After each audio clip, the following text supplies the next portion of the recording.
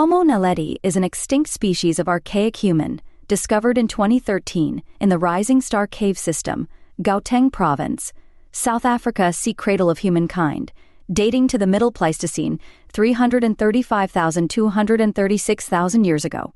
The initial discovery comprises 1,550 specimens of bone, representing 737 different skeletal elements, and at least 15 different individuals. Despite this exceptionally high number of specimens, their classification with other Homo species remains unclear. Along with similarities to contemporary Homo, they share several characteristics with the ancestral Australopithecus, as well as early Homo mosaic evolution. Most notably, a small cranial capacity of 465, 610 cm3, 28.4, 37.2 compared with 1,330 cm3, 78, 81 in modern humans. They are estimated to have averaged 143.6 centimeters, 9 Hungarian forints in height, and 39.7 kilograms, 88 lb in weight, yielding a small relative brain size, encephalization quotient, of 4.5. H. naledi brain anatomy seems to have been similar to contemporary Homo, which could indicate comparable cognitive complexity. The persistence of small-brained humans for so long in the midst of bigger-brained contemporaries revises the previous conception that a larger brain would necessarily lead to an evolutionary advantage. And their mosaic anatomy greatly expands the known range of variation for the genus.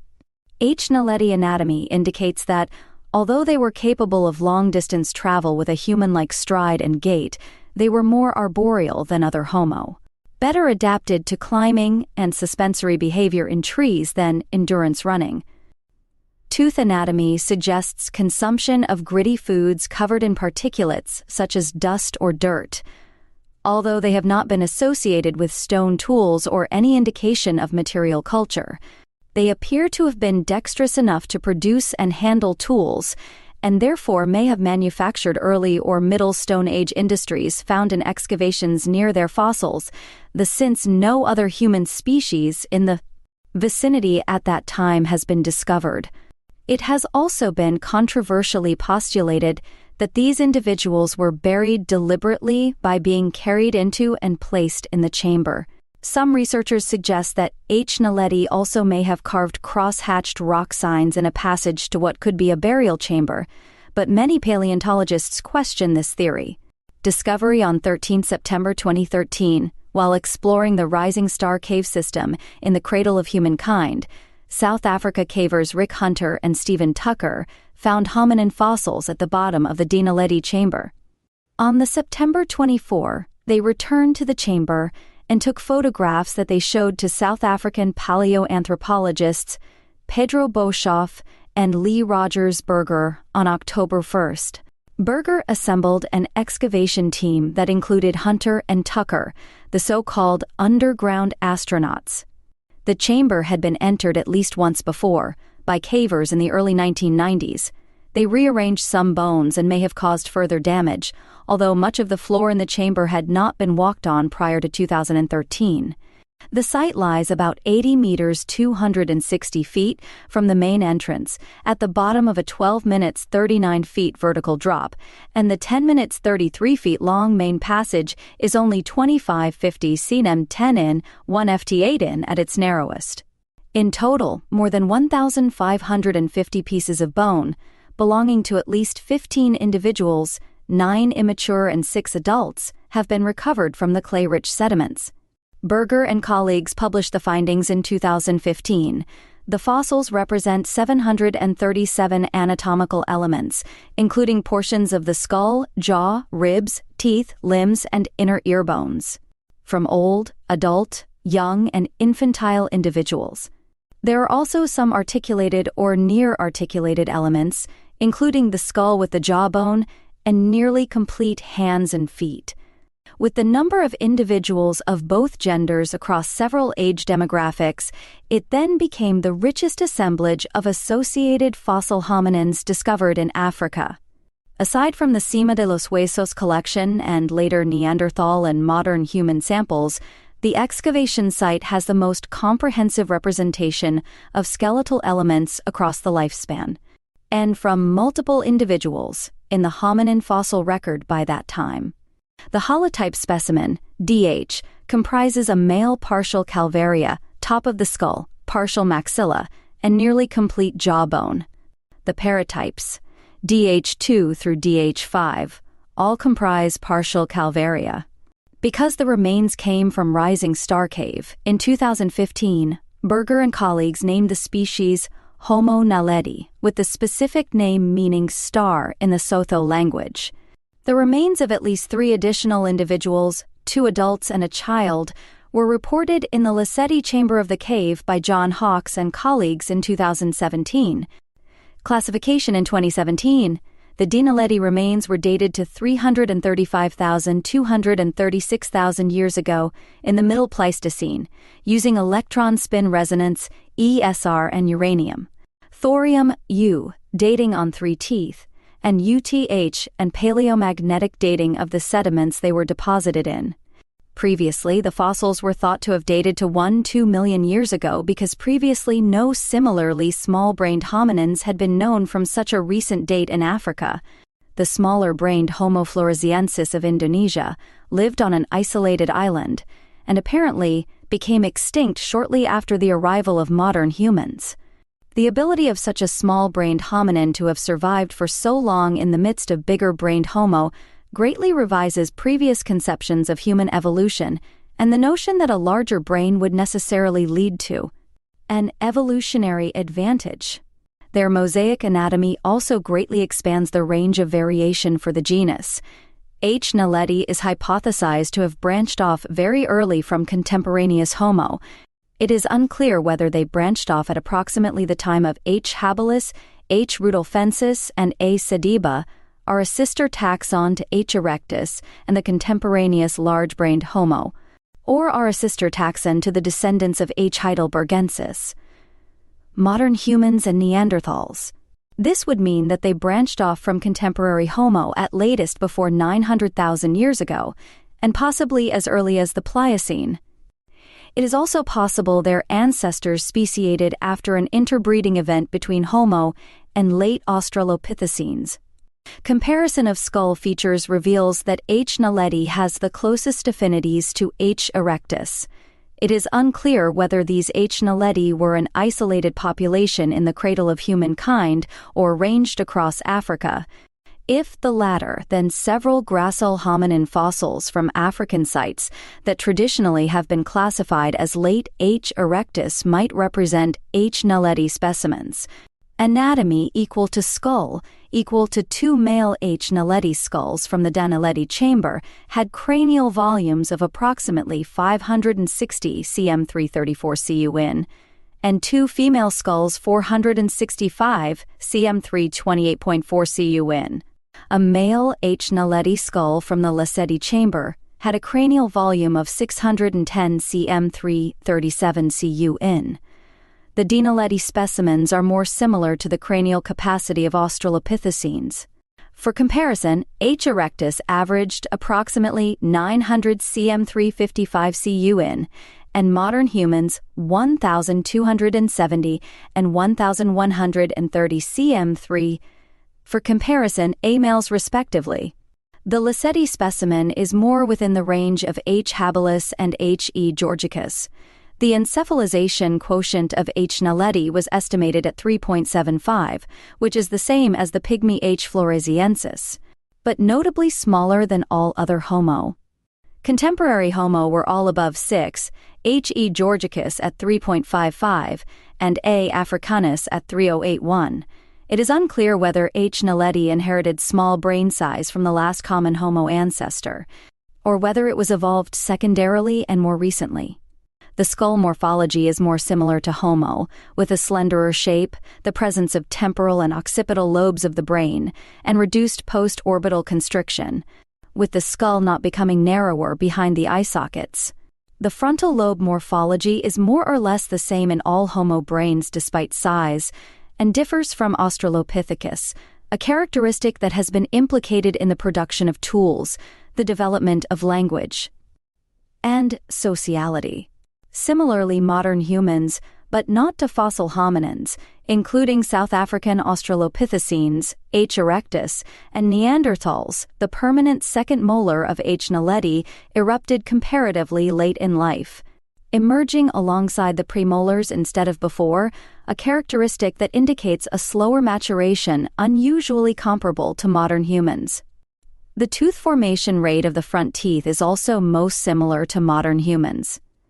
The overall size and shape of the molars most closely resemble those of 3 unidentified Homo specimens from the local Swartkrans and East African Kubifora caves and are similar in size but not shape to Pleistocene H. sapiens. The necks of the molars are proportionally similar to those of A. afarensis and Paranthropus. Unlike modern humans and contemporary Homo, H. naledi lacks several accessory dental features and has a high frequency of individuals who present main cusps, namely the metacone midline on the tongue side and hypocone to the right on the lip side on the second and third molars, and a Y-shaped hypoconulid, a ridge on the lip side toward the cheek on all 3 molars. Nonetheless, H. naledi also has many dental similarities with contemporary Homo. The anvil, a middle ear bone, more resembles those of chimps, gorillas, and Paranthropus than Homo. Like H. habilis and H. erectus, H. naledi has a well-developed brow ridge with a fissure stretching across just above the ridge, and like H. erectus, a pronounced occipital bun. H. naledi has some facial similarities with H. rudolfensis. Equal to build equal to the H. naledi specimens are estimated to have, on average, stood approximately 143.6 centimeters 9 Hungarian forants in, and weighed 39.7 kilograms 88 lb. This body mass is intermediate between what is typically seen in Australopithecus and Homo species. Like other Homo, female and male H. naledi were likely about the same size, males on average about 20% larger than females. A juvenile specimen, DH, is skeletally consistent with a growth rate similar to the faster ape-like trajectories of MH1A sediba and Turkana boy H. ergaster. Because dental development is so similar to that of modern humans, a slower maturation rate is not completely out of the question. Using the faster growth rate, DH7 would have died at 8 to 11 years old, but using the slower growth, DH7 would have died at 11-15 years old. Concerning the spine, only the 10th and 11th thoracic vertebrae in the chest region are preserved from presumably a single individual, which are proportionally similar to those of contemporary Homo, although being the smallest recorded of any hominin. The 2 transverse processes of the vertebra, which jut out diagonally, are most similar to those of Neanderthals. The neural canals within are proportionally large, similar to modern humans, Neanderthals, and H. e. georgicus. The 11th rib is straight like that of A. afarensis, and the 12th rib is robust in cross-section like that of Neanderthals. Like Neanderthals, the 12th rib appears to have supported strong intercostal muscles above, and a strong quadratus lumborum muscle below. Unlike Neanderthals, there was weak attachment to the diaphragm. Overall, this H. naledi specimen appears to have been small-bodied compared with other Homo species, although it is unclear whether this single specimen is representative of the species. The shoulders are more similar to those of australopithecines, with the shoulder blade situated higher on the back and farther from the midline, short clavicles, and little or no humeral torsion. Elevated shoulder and clavicle bones indicate a narrow chest. The pelvis and legs have features reminiscent of Australopithecus, including anteroposteriorly compressed, from front to back femoral necks, medialaterally compressed from left to right tibiae, and a somewhat circular fibular neck, which indicate a wide abdomen. This combination would preclude efficient endurance running in H. naledi, unlike H. erectus and descendants. Instead, H. naledi appears to have been more arboreal, equal to limbs equal to the metacarpal bone of the thumb, which is used in holding and manipulating large objects, was well developed, and had strong crests to support its opponent's pollicis muscle used in precision pinch gripping and its thenar muscles. This is more similar to other Homo than Australopithecus. H. naledi appears to have had strong flexor pollicis longus muscles like modern humans, with human-like palm and finger pads, which are important for forceful gripping between the thumb and fingers. Unlike Homo, the H. naledi thumb metacarpal joint is comparably small, relative to the thumb's length, and the thumb phalangeal joint is flattened. The distal thumb phalanx bone is robust and proportionally more similar to those of H. habilis and P. robustus. The metacarpals of the other fingers share adaptations with modern humans and Neanderthals to be able to cup and manipulate objects, and the wrist joint is broadly similar to that of modern humans and Neanderthals. Conversely, the proximal phalanges are curved and are almost identical to those of A. afarensis and H. habilis, which is interpreted as an adaptation for climbing and suspensory behavior. Such curvature is more pronounced in adults than juveniles, suggesting that adults climbed just as much or more so than juveniles, and this behavior was common. The fingers are proportionally longer than those of any other fossil hominin, other than the arboreal Ardipithecus ramidus, and a modern human specimen from Kafse Cave, Israel, which is consistent with climbing behavior. H. naledi was a biped and stood upright. Like other Homo, they had strong insertion for the gluteus muscles, well-defined linea aspera, a ridge running down the back of the femur, thick patellae, long tibiae, and gracile fibulae. These indicate that they were capable of long-distance travel. The H. naledi foot was similar to that of modern humans and other Homo, with adaptations for bipedalism and a human-like gait. The heel bone has a low orientation, comparable to those of non-human great apes, and the ankle bone has a low declination, which possibly indicate the foot would have been subtly stiffer during the stance phase of walking before the foot pushed off the ground. Pathology. The adult right mandible UW 101 to 1142 has a bony lesion, suggestive of a benign tumor. The individual would have experienced some swelling and localized discomfort. But the tumor's position near the medial pterygoid muscle, likely causing discomfort on the jaw hinge, may have impeded function of the muscle and changed elevation of the right side of the jaw. Dental defects in H. naledi specimens during 1.6, 2.8, and 4.3, 7.6 months of development were most likely caused by seasonal stressors.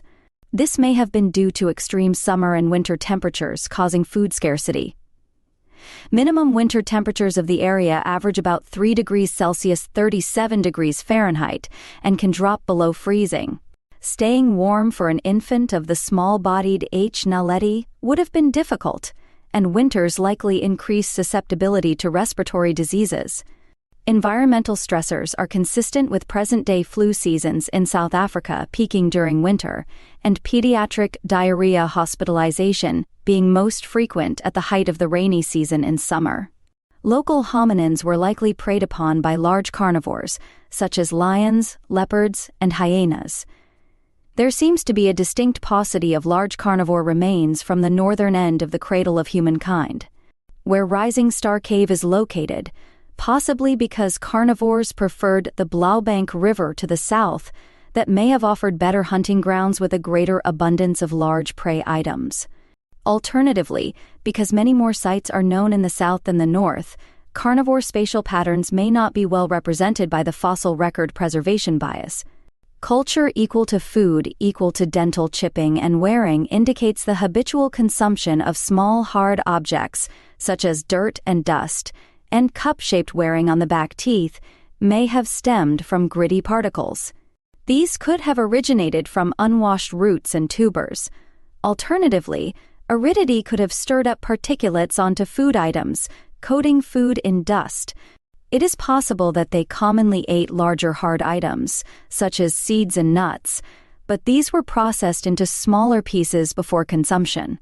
H. naledi occupied a seemingly unique ecological niche from previous South African hominins, including Australopithecus and Paranthropus. The teeth of all three species indicate that they needed to exert high shearing force to chew through perhaps plant or muscle fibers. The teeth of other Homo cannot produce such high forces, perhaps due to the use of some food processing techniques, such as cooking. equal to technology equal to H. naledi could have produced early Stone Age, Acheulean, and possibly the earlier Oldowan or Middle Stone Age industries, because they have the same adaptations to the hand as other human species that are implicated in tool production. H. naledi is the only identified human species to have existed during the early Middle Stone Age of the Highveld region, South Africa, possibly indicating that this species manufactured and maintained this tradition, at least during this time period. In this scenario, such industries and stone-cutting techniques would have evolved independently several times among different Homo species and populations, or were transported over long distances by the inventors or apprentices and taught, equal to possible burials, equal to. Since the first publication of results from the D. naledi chamber, there has been scholarly debate on whether the fossils excavated from the cave provide evidence of H. naledi engaging in intentional burial activity.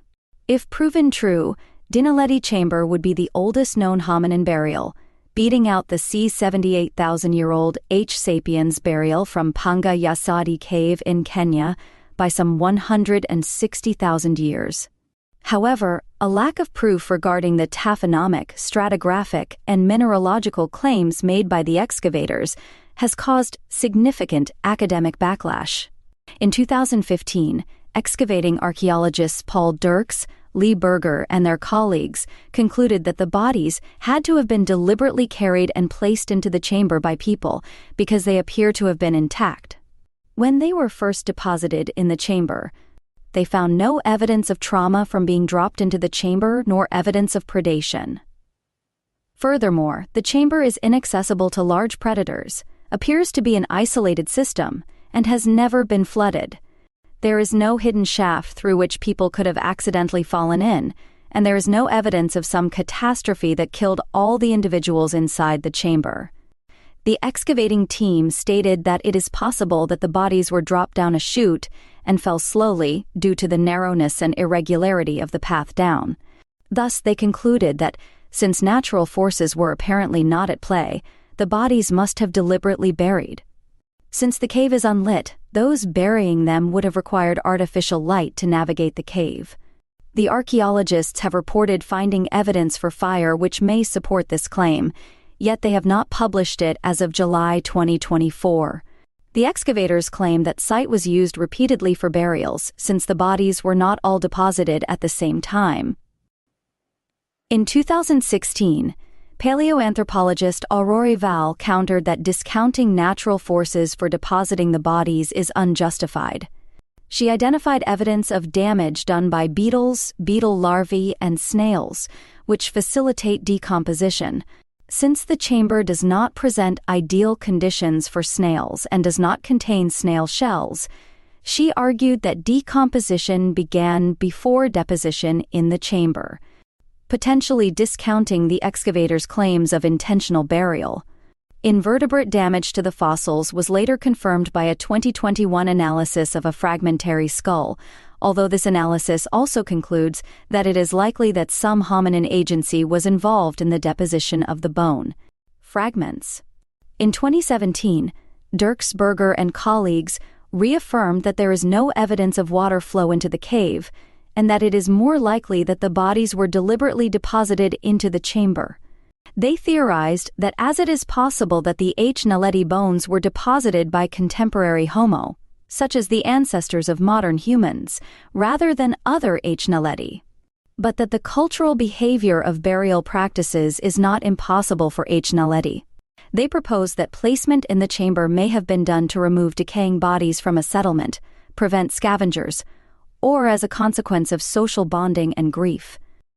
During ongoing excavations in 2018, researchers began to hypothesize that Homo naledi engaged in burial practices. In 2018, anthropologist Charles Egeland and colleagues echoed Val's arguments and stated that there is insufficient evidence to conclude that such an early hominid species had developed a concept of afterlife as often associated with burials. They said that the preservation of the D. naledi individuals is similar to those of baboon carcasses that accumulate in larger caves, either by natural death of cave-dwelling baboons or by a leopard dragging carcasses into caves. In 2023, the Berger et al. Published 3 papers as preprints. One of these articles reported support for their burial hypothesis in the discovery of H. naledi fossils near carvings on the cave walls. These carvings include geometrical shapes and a symbol composed of 2 cross-hatching equal signs. Other paleoanthropologists, such as Michael Petraglia, criticize the interpretation of a causative link between the H. naledi fossils and the incisions, pointing out that, without dating, correlation is not causation. Even though the 3 2023 articles have not undergone peer review, reviewer statements were published alongside them. The reviewer statements for this article reflect Petraglia's concerns. The reviewer statements for all 3 articles were extremely critical. For one paper, the journal provided summary of reviewer statements outlined that the 4 reviewers were in strong consensus that the methods, data, and analyses do not support the primary conclusions. Without full excavations, the study is missing crucial geoarchaeology, especially micromorphology, and taphonomic components, among other limitations, that make premature the conclusion that H. naledi intentionally buried their dead. A peer review from another paper stated that the work presented by the authors is imprudent and incomplete and does not meet the requirements set forth by our discipline. While it is important that scholars publish their work in a dutiful timeline, it is arguably more critical for scholars to take the necessary time to ensure the integrity and resolution of the work. In spite of this criticism, the papers were released alongside a Netflix documentary titled Unknown Cave of Bones. Paleoanthropologists Kimberly K. Foke and colleagues published a paper in 2024 that criticized the mineralogical backbone to the burial hypothesis. Berger's original geochemical analyses purported to show a difference between the soil directly surrounding the fossils and that of further away. Foke et al. Reanalyzed the data and found no significant difference between the two. The authors pointed out that the method that Berger and colleagues used to display their data is misleading. They also discovered that Berger et al. Appear to have plagiarized a quote from a 2017 blog post about the correct use of principal component analysis, although the blog post itself describes the use of PCA incorrectly. Gallery.